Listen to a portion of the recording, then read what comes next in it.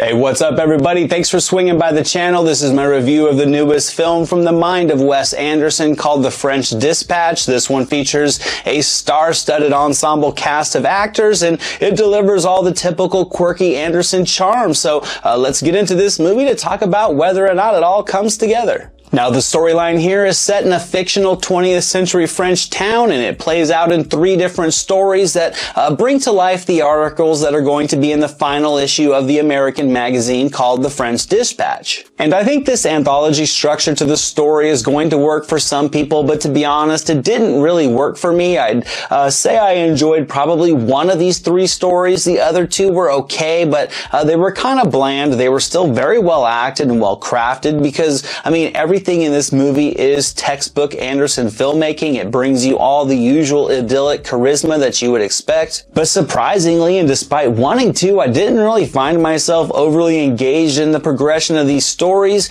nor how they fit into the main narrative of this small magazine completing their farewell issue, and I didn't really connect to or care about the characters outside of the natural appeal of the performances from the familiar faces inside the roles. Because admittedly, it was intriguing to see the likes of Toro and Murray and Swinton and Wright and McDormand and many others just pouring themselves into these vividly offbeat characters, and when they're diving into the dialogue, this movie's really clicking, but there was a lack of depth in these characters since the three-structure story only gave the characters so much screen time. It is without question creatively ambitious, which is naturally appealing. It's also beautifully crafted with endless strings of picturesque backdrops that play out like moving photos. Anderson definitely brings this movie his innovative visual aesthetic and his familiar use of subtly clever humor to complement melancholy story elements, and all of his usual tropes are in place. All the familiar Anderson camera techniques are here as well, and admittedly it's a visually stunning film that showcases artistic flair with